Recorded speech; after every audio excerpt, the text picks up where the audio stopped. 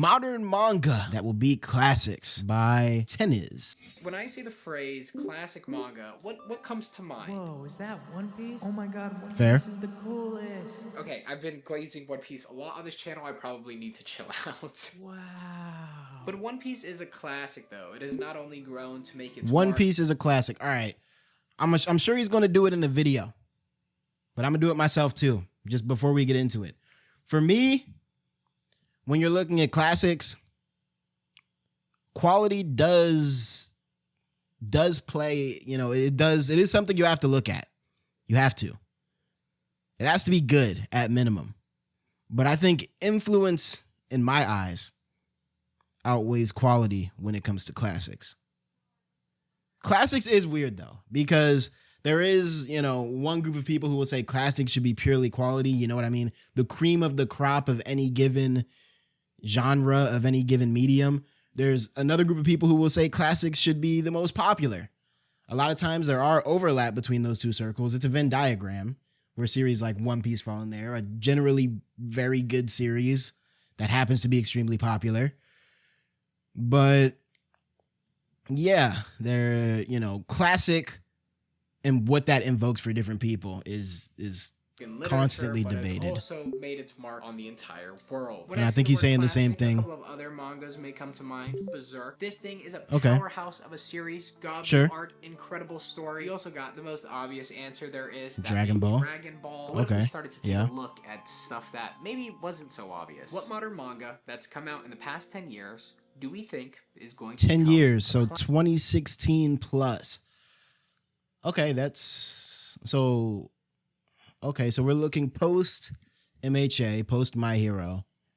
JJK, I think, is 2018, so we're looking at sort of that era. classic? I got a pretty fun list of series to talk about, but Okay. obviously I haven't read everything. There's a lot of stuff that comes out. So I called upon a bunch of YouTuber homies to help me out in beefing up this list. But, I knew a more on couple them of later. those Before people. we continue, I want to thank the sponsor of today's video, World of Warship. Yo, shout out World of Warships, man. I think they gave me money once, or maybe they didn't. If they didn't, don't shout them out. If they did, shout out them. Now let's keep going. Okay.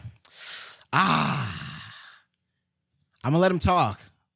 I'm gonna let him talk first, but I have some words for this series. December 3rd, 2018 was the moment the first chapter of Chainsaw Man released. Who could have predicted what an adventure we were about to go down? The story follows this poor kid Denji. He gets killed, becomes a Chainsaw Man, and then women manipulate him. That's the summarized version of what happens. The series basically actually recently ended, causing a lot of debate online on whether or not it stuck the landing or not. This has No been spoilers. a very controversial topic.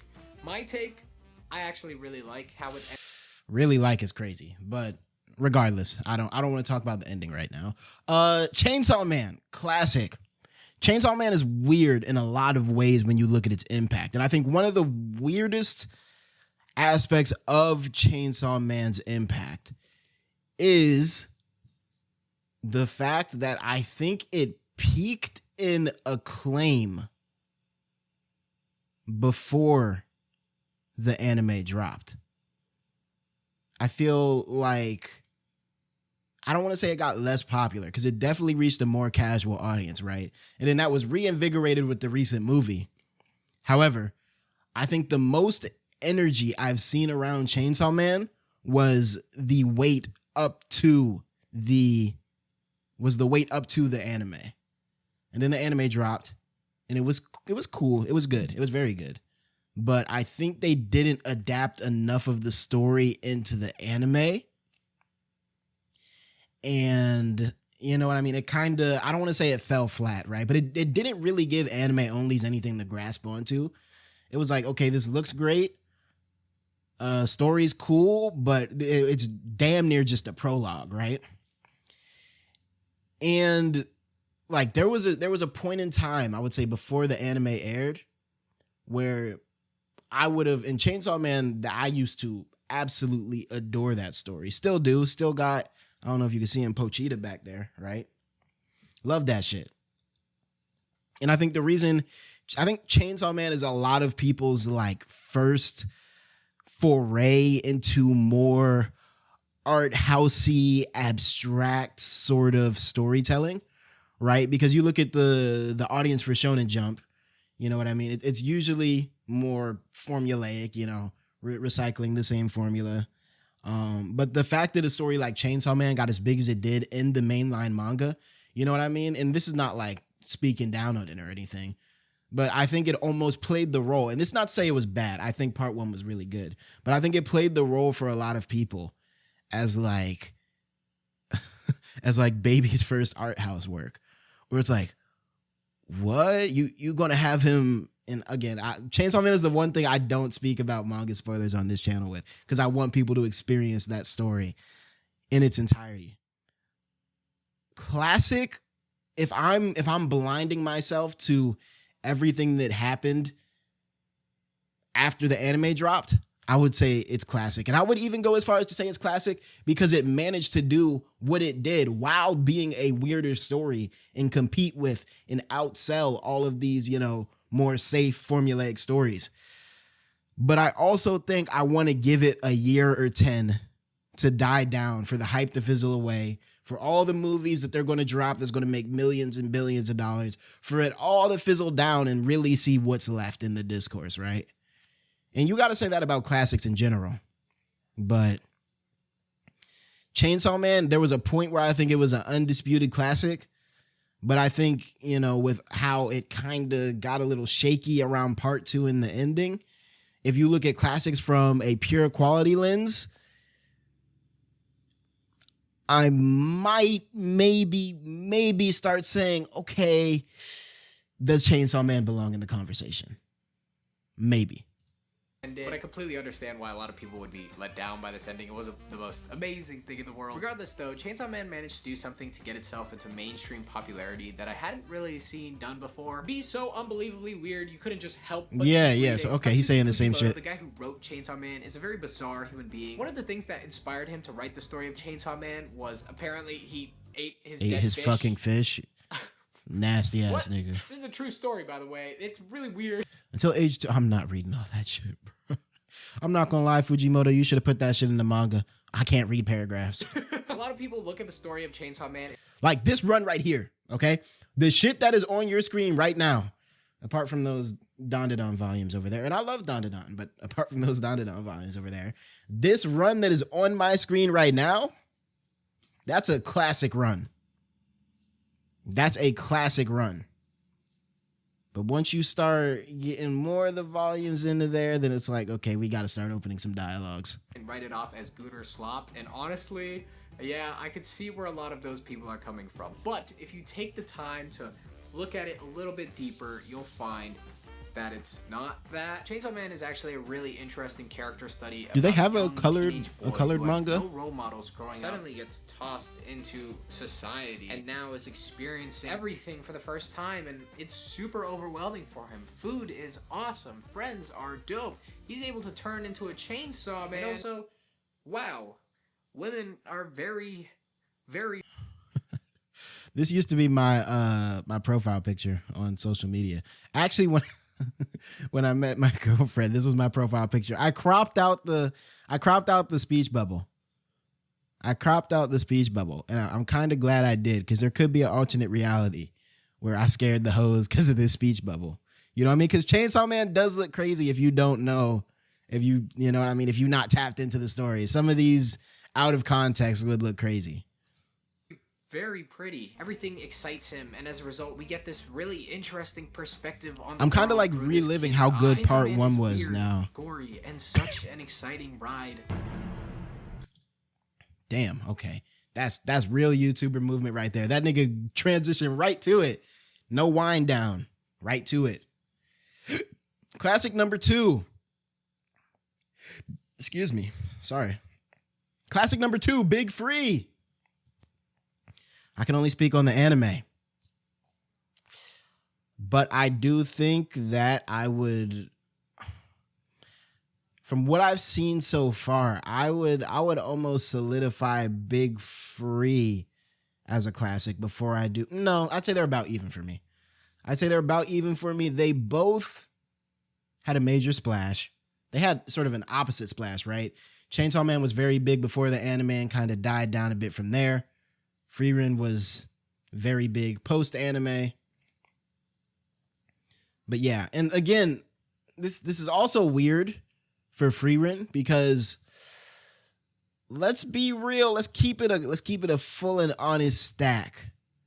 And this is not speaking on the quality, right? But would we be putting Frieren in classic conversations if that anime came out looking like your typical, mass-produced fantasy isekai sort of anime? Or are we kind of retroactively more partial to this series because of that Frieren season 1 quality? That's sort of kind of the way I look at this. But I can definitely see putting this in classic.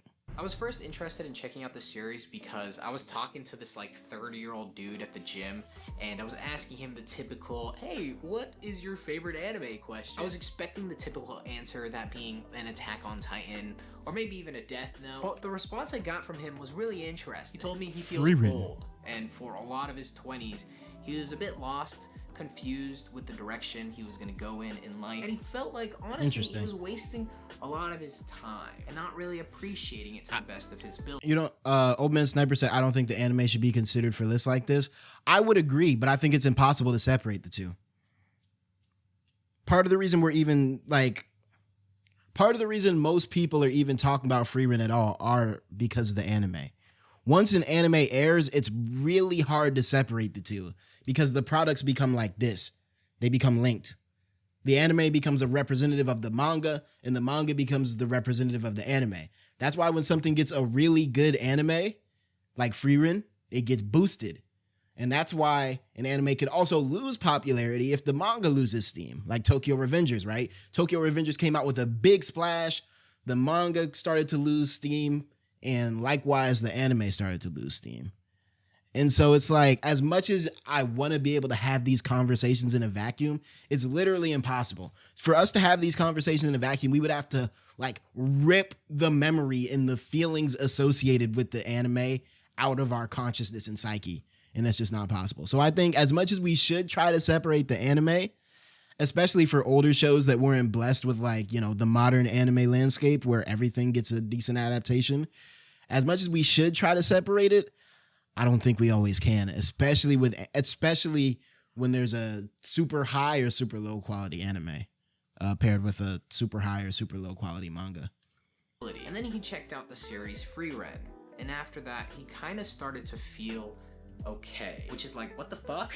What? That's such a cool answer. So I've been reading through the series of Frieren on my own time, and now I kind of see where he's coming from. One of my favorite types of stories in manga are the ones that have this central theme, and then they spend the entire manga trying to justify this theme. Think Vinland Saga with its whole emphasis on kindness and being there for thy neighbor. Think Mob Psycho with the emphasis on you as an individual are able to change. And Frieren is one of those stories that makes you appreciate your time on this planet. Now, Frieren does have some great art though. I've never really gotten into the manga like that, but I'm glad they got an adaptation that did this art justice.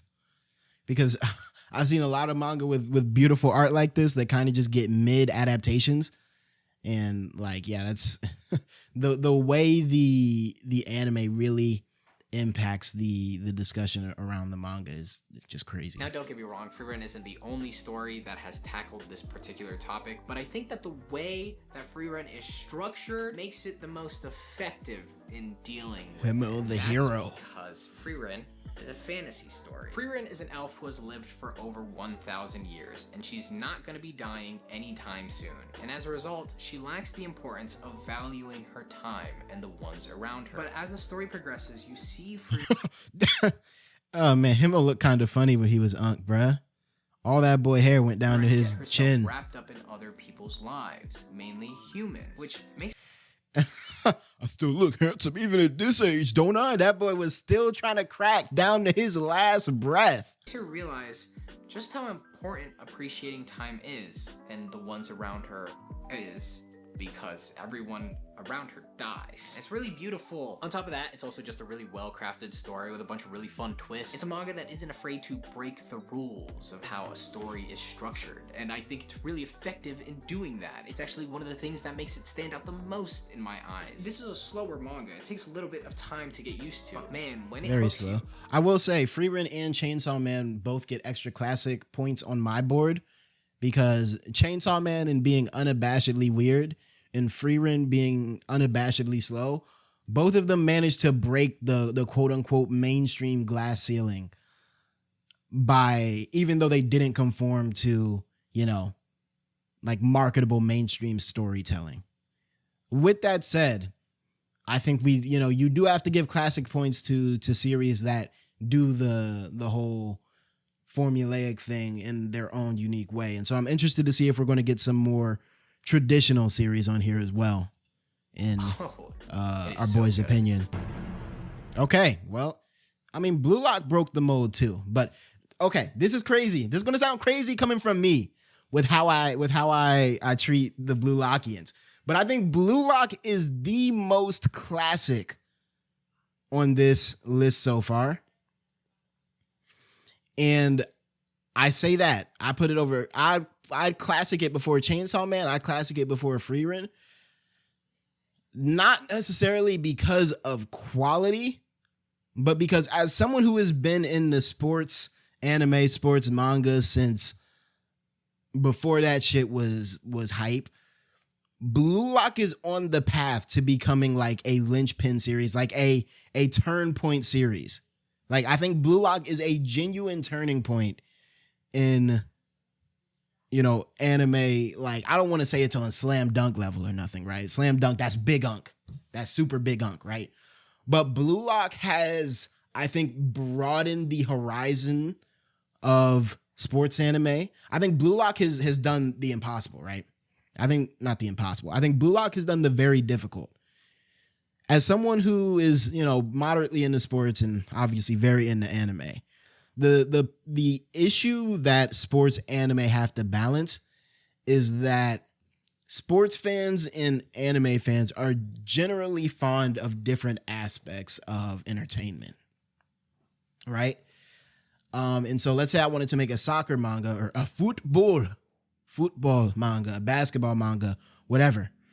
If I wanted to make it appeal to manga fans, it probably wouldn't appeal to athletes as much who play the sport or who are really into the sport, because it would probably dip too much into the manga storytelling conventions.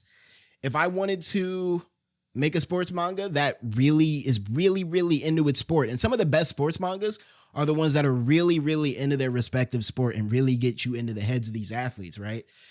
The problem with those manga, though, why they generally never do that well, is because, you know, those sports themselves aren't interesting to your general manga audience who, you know, maybe just aren't into sports as much.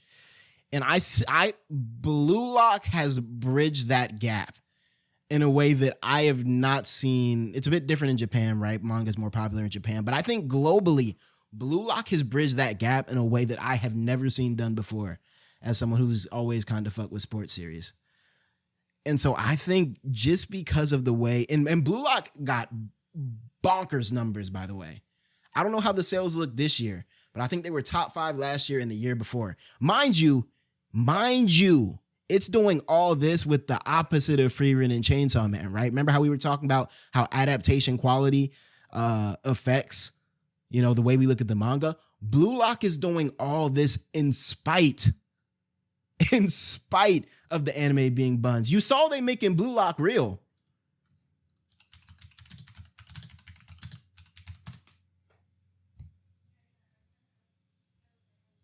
Where was it? Real life Blue Lock inspired project announced by Japan's Football Association. They really doing this shit, bruh. They really doing this shit. They are recruiting actual kids for some sort of camp. Now, granted, this is probably just some marketing, like football camp, whatever. They're not going to take them into a fucking Pentagon and have them do all the crazy shit, whatever. But all that to say, I think Blue Lock has succeeded in both anime fans and non-anime fans, in spite of the anime being fucking ass. This is my first, like, yes, I 100% agree. No second thoughts. This is a classic. With that said, Blue Lock vid coming soon. Many people write this series off because of its god-awful anime adaptation. This is Slideshow, the anime. It's pretty freaking bad, and it sucks. It genuinely sucks because the Blue Lock manga is the best sports manga that is currently releasing. It is so freaking yes, good. I would. Awesome. You should check it out. Okay, I would agree. This is a soccer manga with over 300 chapters, and you're probably damn, that shit getting kind of old. 300 chapters already. Boring. How many soccer matches could they possibly play? And well, they play a lot, and it's still so fascinating to keep up. With that said, and I'm not really caught up to Blue Lock, right? But I see the memes every now and then of what's going on. I'm wondering when they're going to raise the stakes to the point of just giving these niggas superpowers, bro. Because that's the from what I see, that's the path they're going down. With week to week, I think one of the best things about Blue Lock is its ability to reinvent the sports genre. It does something very different than a bunch of cannot other say the series, same and thing. As a result, that's why it's been able to stand out amongst everything in the sports genre. Because it's applied a structure to its story that we don't really see in sports mangas. I think we mainly see in video games. Yeah, I think what Blue Lock did well, they took the heart of the sport. A lot of sports mangas just put you into the sport, right? And, take it or leave it. Blue Lock took the heart of soccer, the heart of football, and filtered it through a shonen setup. This idea of, this crazy tournament where all these kids come and stay away from home and no parents and they compete all day and all night. You know what I mean? You separate that, you talk about that in reality, you'd be like, all right, bro, like, come on, be so for real. Be so for real. But you filter the fact that Blue Lock filtered football, soccer, whatever you want to call it, through a shonen setup, I think is what makes it so popular. You know what I mean? As opposed to trying to tell a shonen story with the sport, they shonenified the sport, right? They said, fuck, they cut fat where they needed it to be cut. We don't care about goalies, defenders, midfielders, whatever. It's strikers. It's only strikers. And then now we have this setting where we can just nail this home over and over again. I'm a striker. That's some anime ass shit. But they did it unabashedly. That being the Battle Royale. This pretty much means that at any point, one of your favorite main characters could just be written out of the story. Bro is saying exactly what I said, much more eloquently. I dealt with it. Some of my favorite characters, I don't even get to see them anymore. This series is incredibly fun. It's beautifully drawn. Some of the panels are art is crazy, honestly. Plus, it's like pretty unpredictable, which is always just like the best thing ever. Okay, so you might get mad at me here. This Kaguya-sama.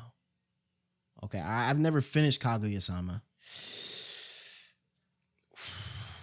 I would agree with this take back in like 2018 when it was in its prime, 2019. I'm gonna have to hear what he has to say about this. I do think we need a romance anime up here. And at the moment, I can't think of a romance anime that has more motion than Kaguya-sama in recent years, which may just be a sign of the times, honestly. But I'm willing to hear his take. Okay, so you might get mad at me here because this series didn't come out 10 years ago. It actually came out 11 years ago. So damn, so he really wanted to put this on here. On this list. But I freaking love this series, so I want to talk about it. Kaguya-sama is the best romance series that I have ever read. It is so freaking good. Okay. Oh my god. Awesome.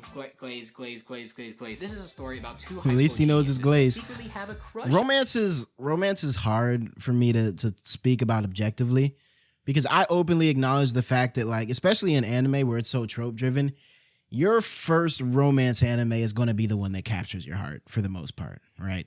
For me, that's what happens to be Toradora. That's where I was introduced to all the tropes. That's where I felt all there is to feel for the first time. And I do think, now that I'm really thinking about it, that's the only strictly romance anime that, like, I've kind of sat through. I know I watched some with my girlfriend, But that's the only one where I kind of sat through like fully locked in. You know what I mean? And so like romance anime is hard because I feel like you just get grabbed by whichever one you see first. You know what I mean? I mean, you could say that about more than just romance anime, right? But romance anime tend to stick to the trope so much. Whereas like you look at Battle Shonen, they recycle the same tropes, but the setup is different, right? JJK and My Hero have a lot of the same tropes, but the world building is kind of what amplifies it and makes them unique. You know, romance anime tend to take place in the same sort of places, same sort of worlds. And so you don't really get that effect of variation. Kaguya-sama is one of the better ones. But I don't. Classic, I guess if we have to put a romance anime up there, I'd throw it to Kaguya. But I can't even think of like what has come out recently that can even compete. One another. Oh, that's so adorable. Except they don't want to confess to the other person because love is war, and everybody knows that if you're the one that it did have a unique else, concept. You're a loser. That love is war. Funniest and sweetest things that ever. is a lot of fucking volumes. So he got a cool collection, and it's completed. So I can literally tell you that it's great start to finish. The cast of characters is incredibly solid. I'd genuinely be surprised if you got through this whole thing without liking any of them. You Ishigami, my nigga Ishigami. Is structured as a I fuck with Chika too, which I gotta say took some time to get used to. I'm not the biggest fan of slice of life mangas, but after a bit of time, once I got used to the characters, okay, so I think so freaking hooked. The romantic I can't even is just say so that. silly, and it's also so insanely effective at tugging on your little heartstrings. It's been close to 4 years since I've last read through this series, and there's so many moments throughout this manga that have just stuck with me, which I think is like the most beautiful thing. I think the anime really elevated Love is War a lot too, because I'm looking at this art and it's solid. It's solid, but the anime was beautiful. About it. That's when you can tell a manga is really something special. Not when you're actually reading it and enjoying it, but when it's been some time since it's ended. And you it still has rock left with it? Its mark on you. There's so many That's mangas fair. out there that implement the will they, won't they subplot in them, but I don't think any of them are quite as effective as Kaguya-sama. This one better. Kaguya-sama works though because it's like an evolution of the will they, won't they sort of thing, right? It's kind of facetious, tongue-in-cheek, like we know what we're doing, and so we're going to exaggerate it and make it crazier. You know what I mean? It's almost like a Blue Lock. Blue Lock is like, yeah, we know sports anime is a little campy, we're going to make it campier. Kaguya-sama's like that for romance. There's shit. not so much. Blue Period. Okay, I can't speak on Blue Period, so I'm actually going to skip this section because this is a romance shit too, right? I'm actually going to skip this and move on. But because I agree with a lot of this list that I've seen so far, I might have to go back and lock in the Blue Period. Okay, hold on. Did I miss one? It's freaking fan. A new story when relatable and realistic stream stories I have ever read, and it's probably because the mangaka based it off of their own story. It's freaking fantastic. Okay, I was about to say, I wasn't even going to say Jujutsu Kaisen needed to be up here, but the one critique that was going around in my head, which I'm glad he addressed, the one critique that was going around in my head was that all of this list so far is great, but I don't think it accounts for, you know what I mean? Part of what you got to look at if you're making a classic list, you got to look at like, love it or hate it, you got to look at clout. You need at least one clout demon up there. You know what I'm saying? And I'm not saying JJK is its only thing it offers is clout. No. But I mean, if we're talking about classic, probably bought to, you know, it's the birthplace. It's the manga that bought us probably the most popular new anime character of the late 2010s, 2020.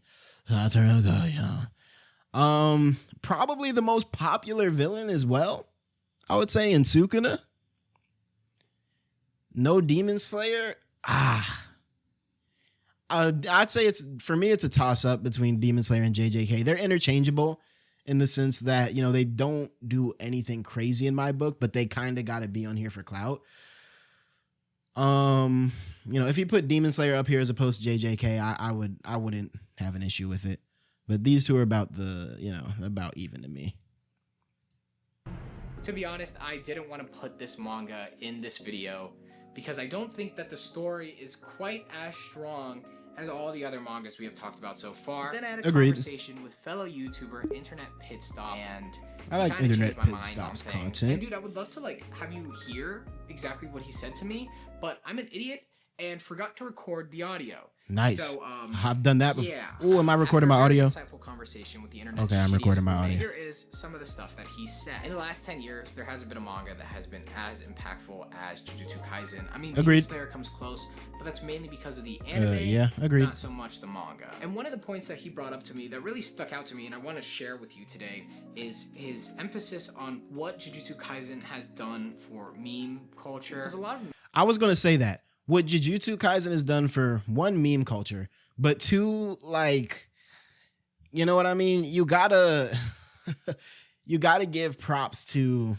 even if, and it's almost never the best quality wise, the type of series I'm about to bring up, but you gotta give props to your series that push this shit into a new audience. You know what I mean?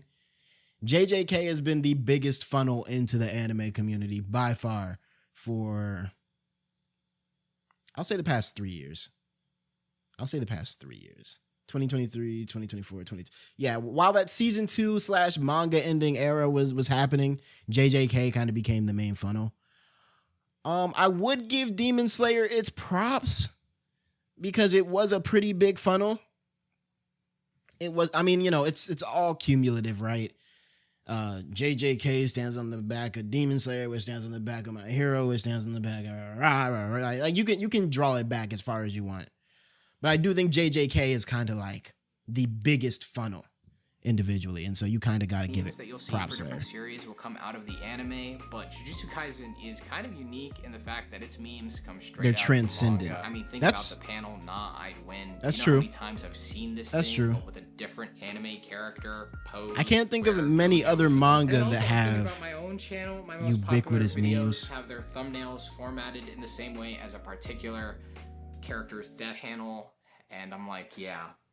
It's pretty iconic, isn't it? It is. I think that's the word I'd use. Iconic. It's the icon of, I don't know if we could say whole 2010s decade. Maybe we can. It occupies this weird period of late 2010s, early 2020s. But it is going to be like the icon of that. Yeah, I'd be pretty dumb of to that exclude space it from this whole thing. It is definitely going to be considered a classic. Transition. Now let's take a look at what some of my YouTuber buddies are gonna think should be considered a classic. Yo, what's up? Hello. Ooh, that shit scared me. How are you? I'm doing great. But okay, I'm Inaku. I make Like Inaku's videos. Again. My question for you today is, which modern manga in the past 10 years will be considered a classic in the future? Okay, To Your Eternity? Nah, I don't know about that. I've never watched it, to be fair. I hear the quality is pretty strong. But classic, we gotta balance. Yeah, maybe we have like one less popular series that's just beautiful. You know what I mean? A masterclass in how to make a manga. But I don't know if that's To Your Eternity. But I respect bro's opinion, So, in my opinion, there are different types of classics. This one For sure. would fall into the line of, and I'm not comparing them, it's going to fall in the line of like where you think Monster is a classic or 20th Century Boys. Okay, so yeah. But even then, Monster 20th Century Boys, those are like, I don't even want to say quality classics because I think it even transcends that. Those are like storytelling classics. You know what I mean? It's like there's great manga and then there's great stories that happen to be manga. And I think those two series are kind of viewed more as like, you know what I mean? And don't spoil Monster. I will Johann Liebert niggas if they spoil Monster for me. But like Monster, you could have made Monster a TV show and it probably would have been just as well liked. I mean, it was an anime, which is technically a TV show, but you know what I mean. This is a classic. It's not your, shonen that's, everybody watches. But this, it has a huge impact, especially since it is spanning from different ages and it deals with deep deep stories of like morality and I can't really speak on this opinion like that though, because I've never watched the shit myself. This is made by the creator of Silent Voice, which Oh, word? everybody loves and they cry. Shit, let me lock. You want to talk about classic? That's a classic. Watching and reading, and it's very popular. And this one touches like all bases, and you will cry, you will be hurt, you will be emotionally destroyed at some points, but it'll all come together and be great. I will say you will get emotionally destroyed is kind of what's making me want to check it out. Man, this is tough. Yeah. Snepkin? Not too familiar with I'm gonna Snepkin. have to go with Orb. Okay. Again, I think Orb is another one of those like quality classics. You know what I mean? Like, I don't think you can have a 2-year eternity and Orb on the same list. On the movements of the earth. It has like a sort of classic-y feel to it. I get what he's saying by that too. It has like a classic-y feel. That's kind of what I wanted to say with Monster, and I didn't. I guess I'm over yapping. And y'all just gonna have to deal with it. I get what he's saying when he says it has a classic-y feel.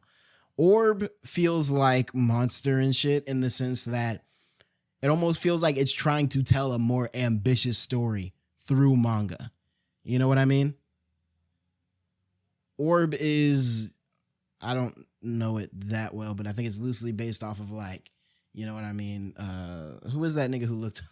I'm gonna just say like Isaac Newton, you know, early science versus religion type shit, whatever. And, you know, it's a story that can be and has been adapted many different ways. And this was the manga adaptation of that story. And so I kind of see what he means by classic-y feel. Explores different, more unique themes, more philosophical themes. One being how the pursuit of knowledge within humans is just like nothing's going to be able to stop that pursuit of curiosity, knowledge, and just like the uniqueness of all of the main characters, how they this one of them shits that like you got to watch on your own on the low. I feel like the way that it conveys these themes, and I just think it's so unique, and I feel like it's definitely gonna fit into at least the seinen classics. Yeah, seinen classics. I can see that. Okay. So. A very shocking answer. Kagurabachi. I'm waiting for the anime for Kagurabachi, but I can see this. This is gonna be another one of those like real popular, and I hear the quality is actually pretty decent too. But I think this is gonna be another one of those like classic off of the clout sort of series. Kagurabachi. Out of everything I've heard, this is the one that I find the most interesting because this is like the most new gen of new gen series. Yeah, it's pretty new. So what do you think? I mean, there's so many good things about it. It's like 120 chapters in. There's 6 arcs, and there's not a single miss, in my opinion, or even like a dull moment. Honestly, I read somewhere this that type of knowledge that make you think about your life. I read that the author of Kagurabachi started drawing during COVID. He's like 21 years. He was like 21 years old. He is 21 years old. He's young. I read that he started drawing during COVID, and he's doing his thing now as the author of Kagurabachi. So, in case you thought you weren't locked in enough, yeah, just know that Kagurabachi man started writing that shit when he was 21 and started drawing like just before that. I think throughout the whole entire thing, it's just genuinely solid. But like story, the progression of the story, I really like. You get bits and pieces of information presented to you in. I did read the first chapter though. That was cool. This seems like the most like shonen jump shonen of all time, bro. Just niggas with swords getting busy. That is like Jump if I've ever seen it. The art is very distinct as well. I like a lot when he changes the aspect ratio of I like that a lot. That's very cinematic. Pages. He's done that a few times in double spreads, which I find super awesome. I think it's so cool. I really like his use of color as well. A lot of black and dark white. shades. I feel like he really utilizes the medium. Okay. I really believe the Inyaku. Hat Atelier. Okay. Yep. I can. Oh, why didn't I think of that? Yeah, I think Witch Hat Atelier might be on its, especially with the quality of the anime that's dropping. It's on its way. It's on its way. Yeah. Manga quality insane. I'm not even glazing, bro. Like if I'm looking, what is the list we got so far? Whoops.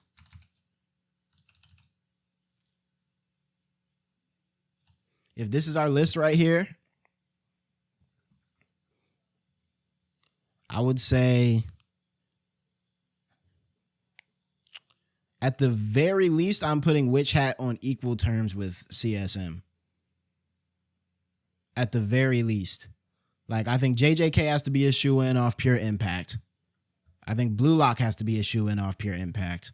Now we start looking at the interplay of impact and quality. Chainsaw Man definitely has more impact. And as a weird, pretentious, art housey nigga, I love what it did for the medium of weird niggas stories and kind of pushed it into a more mainstream place. But again, that ending, man. Like that whole, part 2, the beginning was all right. But that ending, man. Even if you enjoy the ending, I think it's undeniable that the series itself lost a lot of steam. I'm not far into Witch Hat. And yeah, I probably do have recency bias flowing through my veins right now. Just got done watching that shit yesterday. But I think it's doing a lot. I think it's doing a lot in terms of quality. And then if you just look at ambition, and what it's doing with the fantasy genre like that. The ending wasn't bad, just less quality than the rest of the story. If you're talking about Chainsaw Man, I would disagree. There is a specific scene where a specific character dies that we're not going to spoil for the anime onlys, where they're in a sushi shop.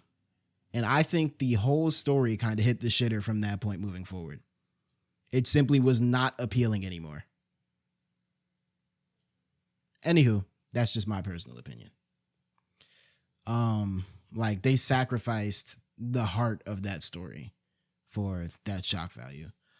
And I think part of what puts Chainsaw, and again, if we're just talking about Chainsaw Man Part 1, then yeah, okay, sure. I can put that on classic way more easily. But if we're talking broadly, it's like it's like MJ when he went to the fucking Wizards, bruh. Not MJ, Michael Jordan, since niggas might think Michael Jackson. It's like Michael Jordan when he went to the Wizards or Celtics Shaq. You know what I mean? Like people kind of blind themselves and focus on the best part. But notice how I started talking about basketball. This black, old, decrepit, everybody say happy birthday to Ron, bruh. This old, decrepit 37-year-old man. The moment I started talking about basketball, he comes here. Anywho, let's see what Inyaku has to say about Witch Hat. The anime's new right now, so I don't know how the anime will go. But for sure, I believe it's Witch Hat Atelier. I am one of Witch Hat's strongest soldiers. I believe not only in a experience reading through it, looking at the art. I feel like the art on itself is something that is memorable. The paneling. Agreed. This shit looks like I had these Narnia books that I read in 4th grade where every now and then we would get some fantasy-esque illustrations, and this reminds me of those. It looks European. It looks like a European picture drawn in 1952 for some book that has yellow ass pages that smell like fucking dust in library. Like you look at this shit and you can tell the author is really locked in. She knows that. Again, I don't like throwing around the term genius. I don't. I really don't. I think that's a glazed term. But if we're talking about artistic genius in the visual medium of manga, we got to throw Witch Hat in the dialogue. Character designs, I think that itself visually will stay integrated in people's brains for sure. And then I also think the story and the serious tones to it, the representation and politicalness of it. It's literally how I describe it is it had the world building world building of One Piece and World building of One Piece is magic crazy. system A of little Fullmetal crazy. Alchemist. Like it's Magic system of Full Metal Alchemist is accurate though. I don't know how much Witch Hat is going to expand the world building, but One Piece world building is crazy in the sense that it's like 750 islands that we've all seen pretty intimately. And yeah, I don't know if I'd say the world building is that great. I do love, like she said though, the way they're building up the politics the Fullmetal Alchemist of and One Piece the had a pointed caps baby in and the Harry Potter world. See, that sounds super good, what's it but called? also world building One Piece is crazy to say. Nah, I'm saying, Teniz. Anyway, bro's about to talk about Patreon. I also have a page. Is that crazy to do? Is that let me chill.